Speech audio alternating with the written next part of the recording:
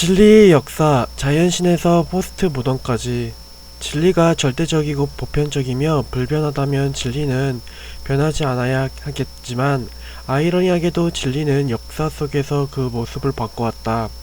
지금부터는 진리가 어떻게 변화되어 왔는지 진리의 역사를 알아보려고 한다. 원시, 고대, 중세, 근대, 현대로 역사적 진행을 따라가 보자. 원시 시대의 진리는 자연신이었다. 당시 사람들은 자연의 압도적인 풍요와 폭력의 무방비 상태로 놓여 있었고, 예측하기 힘든 자연 현상이 발생 원인을 설명하고자 했다. 그들은 자연물과 자연 현상을 이윤화해서 자연의 속성을 인간의 감정과 대응해 서술했다. 풍요는 어머니고 가뭄은 외면이었으며 폭풍은 분노였고 무지개는 용서였다. 원시시대의 사람들에게 자연물과 자연현상 하나하나는 신성함이었다. 고대시대의 진리는 신화였다. 대표적으로 그리스 로마 신화의 등장인물들은 그리스인과 로마인에게는 실제하는 존재자였다. 그들에게 올림포스의 신들인 제우스나 헤라, 아폴로는 의심이 여지 없이 실제로 존재했고 인간 세상에 강력하게 개입했다. 그래서 고대 그리스인들은 하늘에 있는 올림포스의 신들에게 기도를 할 때면 선체로 손바닥을 하늘로 향하게 한 후 기도를 했다. 반대로 지하의 신에게 기도할 때는 손바닥을 땅으로 향하게 해서 기도를 했다.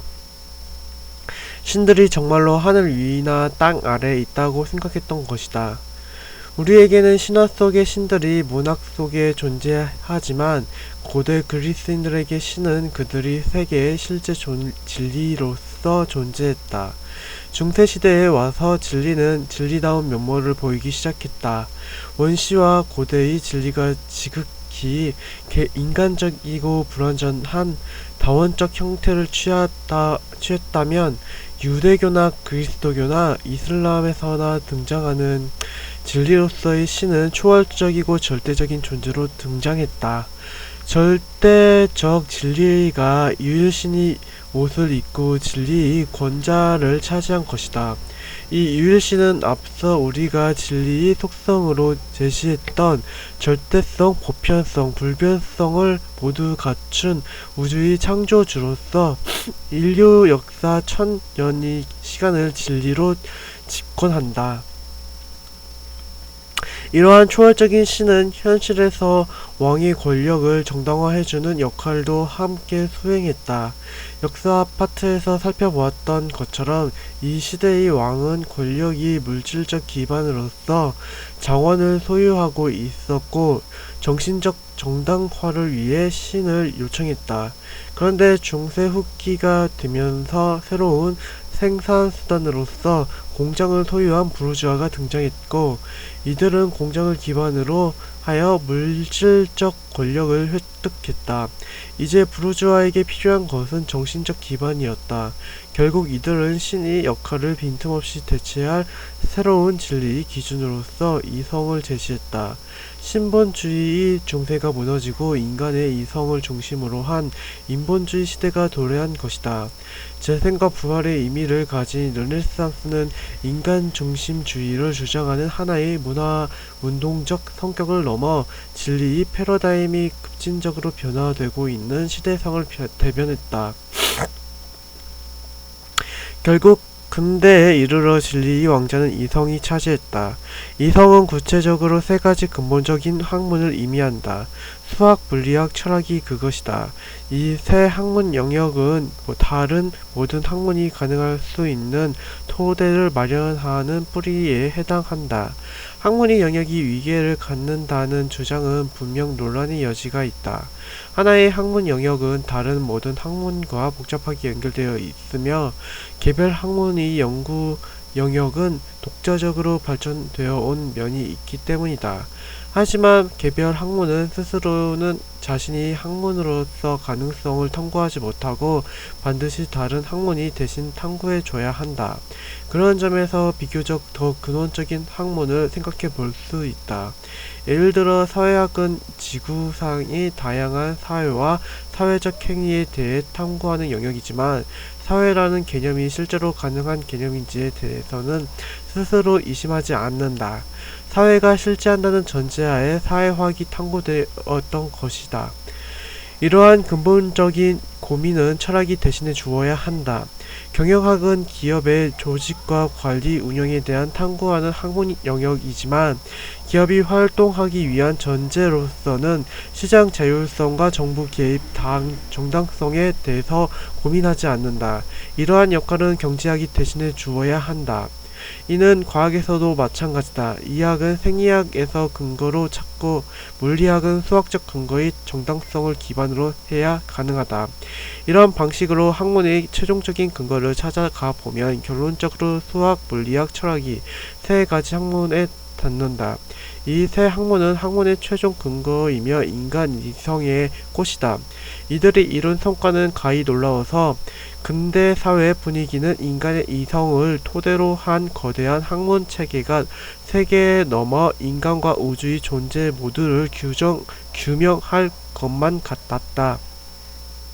이와 동시에 응용 학문을 기반으로 하는 기술과 산업의 발전은 인간의 삶을 풍요롭게 이끌었다.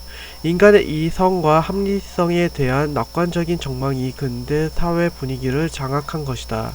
이성, 합리성, 효율, 주체, 질서, 규율, 규칙, 통제, 발전, 성장, 기술이 이 시대의 주도적 개념이 되었다. 이러한 근대 사회의 특징을 근대성 또는 근대 합리성이라는 용어로 표현한다. 일반적으로 빈번하게 사용하는 용어이니 잘 기억해 두자. 하지만 근대 합리성의 낙관은 그리 오래가지 못했다. 근대는 매우 빠르게 붕괴되었다. 그 원인은 외적인 원인과 내적인 원인으로 나누어 살펴볼 수 있다. 우선 외적인 원인은 두 차례에 걸쳐 세계대전으로 기인한다. 이성에 대한 신뢰와 그에 대한 기술의 발전은 인간을 풍요로 이끌어줄 것만 같았지만 반대로 인류는 최대의 위기를 맞이했다. 물리학과 화학의 발전은 대량 인명 살상을 가능하게 하는 핵 무기를 되어 인류를 위협했다. 인간이 유전에 대한 이해와 생리학의 발전은 열등한 인종을 규정하는 근거가 되었다. 유대인 학살의 명분이 되었다. 그리고 산업 발전은 환경 파괴와 거대 자본에 대한 개발도상국 종속화를 가져왔다. 인간의 이성과 합리성의 추구가 행복한 미래를 가져오지는 않으며 인류의 삶과 공동체를 파괴한다는 것은 인류는 충분히 경험한 것이다. 사람들은 근대 합리성 미래에 대해 의심하게 되었다. 다음으로 내적인 원인도 근대성의 붕괴에 기여했다. 내적인 원인이란 인간 이성의 한계가 학문 내부의 영역에서 스스로 드러난 것을 말한다. 쉽게 말해서 인간 이성의 꽃이며 모든 학문의 최종 근거로서의 지위를 지녔던 수학, 물리학, 철학에서 스스로의 한계와 불가능성이 발견된 것이다. 수학에서는 gödel이 불완전성 정리를 통해 수학이 불가능성을 수학적으로 증명해냈고, 물리학에서는 하이젠베르크가 불확정성 원리를 통해 물리학이 더 이상 가능하지 않음을 설명했다. 철학에서는 파이어 아벤트가 인식론적 무정보주의를 통해 철학적 방법론의 규칙이 필요하지 않음을 설명함으로써 학문 전체의 질서를 흔들었다. 이 세 이론들의 공통점은 각각의 이론이 자신이 학문의 한계를 드러냈다는 점에 있다. 이것은 마치 신에 대해서 알기 위해 평생 신학을 공부한 끝에 신이 없음을 깨닫게 된 상황이라고 할 수 있다. 도대체 이 세 가지 이론이 무엇을 말하길래 근대의 합리성을 뒤흔들고 결국 근대를 끝나게 했는지 간단하게 살펴보자. gödel의 불완전성 정리, 쿠르드 gödel은 20세기에 활동했던 수학자로 아인슈타인의 친구였다. 그는 20대에 불완전성 정리에 대한 짧은 논문을 발표해서 수학계 전체를 뒤흔들었다. 실제 내용은 매우 복잡하지만 수학사의 한 획을 그었던 사건인 만큼 우리는 기본적인 근간 정도만 이해하고 넘어가자. 불완전성 정리의 의미를 이해하기 위해서는 당시 학계 분위기를 우선 파악해야 한다. 당시 수학계는 새롭게 발견된 수학적 역설들에도 불구하고 수학의 확실한 기초를 확보할 수 있을 것이라는 기대로 부풀어 있었다. 대표적으로 집합론을 제시한 칸토어나 형식주의 제안을 제시한 힐베르트 등이 이러한 분위기를 이끌었다. 수학이 우주 전체를 설명하는 절대 진리일 것만 같은 분위기가 이어졌다. 학계의 낙관적 분위기를 깨고 실제로는 확실한 기초를 찾을 수 없음을 증명한 것이 gödel의 불완전성 정리다. 불완전성 정리는 제1 불완전성 정리로 시작한다. 그것은 다음과 같다. 제1 불완전성 정리, 적어도 하나의 자연수 이론이 포함된 형식적 체계 안에는 결정 불가능한 공식, 즉 그 자체로 증명이 불가능한 공식이 존재한다. 이 명제에서 제2 불완전성 정리가 도출된다. 그것은 다음과 같다. 제2 불완전성 정리, 적어도 하나의 자연수 이론이 포함된 형식적 체계의 모순성은 해당 체계 안에서 증명될 수 없다. 당최 무슨 말인지 모르겠다고 좌절할 필요는 없다. 단순하게 생각하면 충분히 이해할 수 있는 내용이다. 간단하게 비유를 통해서 알아보자. A는 도인이고 B는 그의 수제자였다. 그들은 수학이 우주에 살고 있다. 이 수학은 우주는 너무나 명료하고 질서정연해서 그 안에서 증명되지 않는 것이란 그 어떤 것도 존재하지 않는다. 그런데 어느 날 A 도인이 말했다. B야, 사실 이 세상에는 증명할 수 없는 하나의 문장이 존재한단다. B가 놀라서 물었다. 아니, 스승님, 그게 무슨 말씀이십니까? 모든 것이 증명되는 이 세상에 증명되지 않는 것이 있다니요. 그게 무엇입니까? 깨달음을 주십시오. 그러자 A가 답을 알려주었다. 그것은 이 우주 안에 있는 모든 것은 증명될 수 있어도 이 우주 자체가 증명될 수 있는지는 알 수 없다는 것이다. 이 우주가 실제로 존재하고 있는지 아니면 한바탕 꿈이었는지는 이 우주 안에서 결코 증명될 수 없고 내가 죽거나 꿈을 깨고 나서 이 우주를 벗어난 다음에야 알 수 있게 되는 것이란다. gödel의 불완전성 정리의 내용이 이와 다르게 크게 다르지 않다.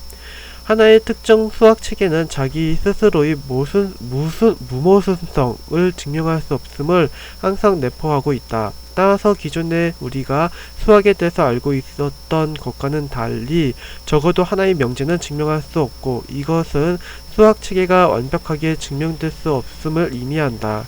그나마 인류는 완벽해 보이는 수학에 기대었는데 알고 보니 스스로 해결하지 못하는 내적 모순을 갖고 있었던 것이다. 이로써 수학은 절대적이고 완벽하다는 오만에서 벗어나 불완전성을 전제하고 이를 극복하기 위한 방향을 모색하게 되었다.